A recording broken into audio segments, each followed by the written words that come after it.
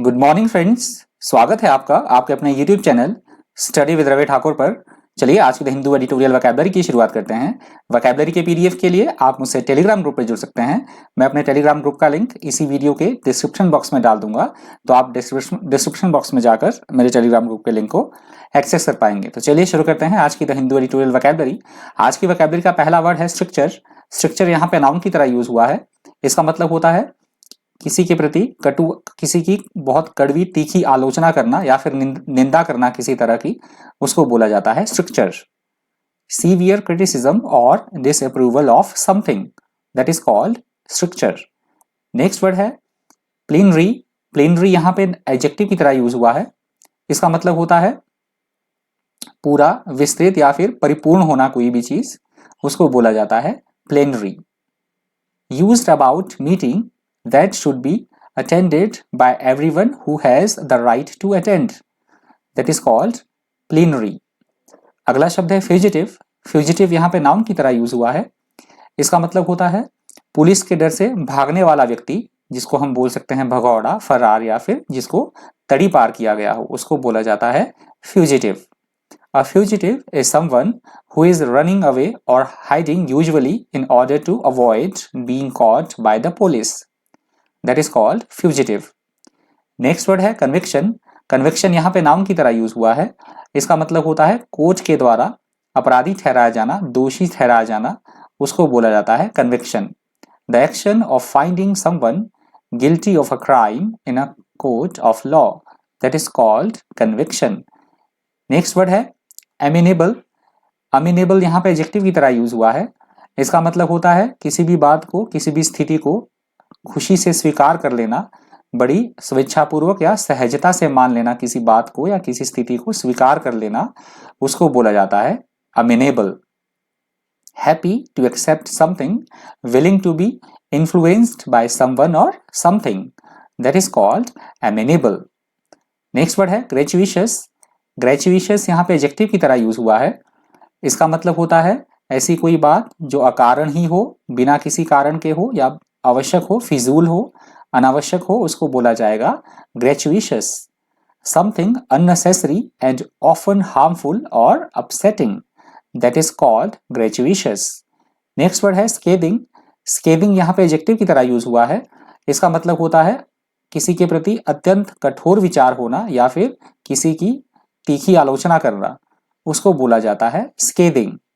Expressing a very strong negative opinion about something or someone very critical, that is called scathing. Next word है filthy. filthy यहाँ पे adjective की तरह use हुआ है। इसका मतलब होता है ऐसी कोई वस्तु या ऐसी कोई चीज जो बहुत ज्यादा मैली हो, बहुत ज्यादा गंदी हो या फिर अश्लील होना, उसको बोला जाता है filthy. Something that is filthy is very dirty, that is called filthy. Next word है फियर्स। फियर्स यहाँ पे एडजेक्टिव की तरह यूज हुआ है। इसका मतलब होता है आक्रामक भावनाएं होना किसी के प्रति, या ऐसी कोई स्थिति जो बेहद डरावनी हो, बेहद भयंकर हो, उसको बोला जाता है fierce. Angry, aggressive and frightening, that is called fierce. Next word है बैकलैश। बैकलैश यहाँ पे नाउन की तरह यूज हुआ है। इसका मतलब होता है किसी को मुंह तोड़ जवाब देना, पलटवार करना, या फिर हम बोल सकते हैं किसी सामाजिक अथवा राजनीतिक घटना की तीव्र प्रतिक्रिया होना, उसको इंग्लिश में बोला जाएगा backlash. A strong reaction against a political और सोशल इवेंट और development, that is called backlash. Next word है स्टबल। स्टबल यहाँ पे नाउन की तरह यूज हुआ है। इसका मतलब होता है, जो एडिटोरियल में इसका यूज हुआ है वो हुआ है गेहूं या मक्के की फसल काटने के बाद जो पीछे डंठल उनके वापस बच जाएंगे। गेहूं या मक्की जब काटते हैं, मक्के को जब काटा जाता है तो वापस बचे जो उनके अवशेष होते हैं, उसको बोला जाएगा स्टबल।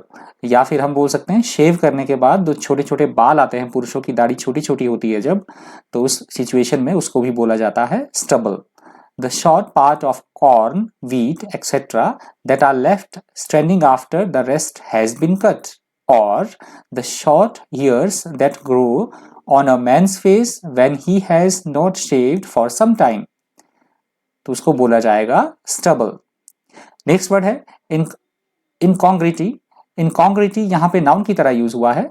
इसका मतलब होता है किसी भी परिस्थिति में विषमता होना, अयोग्यता होना या किसी तरह की असंगति होना, उसको बोला जाएगा इनकॉन्ग्रुइटी।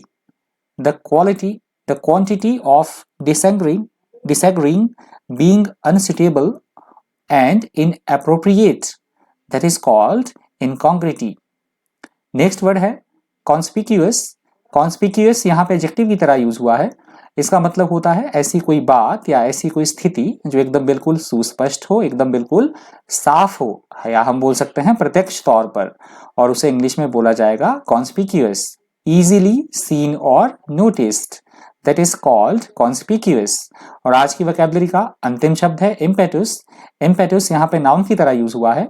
इसका मतलब होता है किसी वस्तु को प्रोत्साहित करना, प्रोत्साहन देना अथवा प्रेरित करना, उसको बोला जाता है इम्पेटस। या हम बोल सकते हैं ऐसी वस्तु या ऐसी बात जो किसी दूसरी वस्तु या बात की क्रियाशीलता को बढ़ावा दे, उसको प्रोत्साहन दे, उसको बोला जाता है इम्पेटस।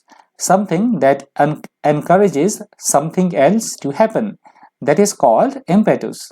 तो ये शब्द आज की वोकैबुलरी का अंतिम शब्द था। यदि आपको वीडियो हेल्पफुल लगा हो, इन्फॉर्मेटिव लगा हो, आपने वीडियो से कुछ सीखा हो, तो प्लीज वीडियो को लाइक कीजिएगा, ज्यादा से ज्यादा वीडियो को शेयर कर दीजिएगा। और अगर आप मेरे चैनल पर नए हैं तो चैनल को सब्सक्राइब करना बिल्कुल मत भूलिएगा। तो आज की वोकैबुलरी में इतना ही।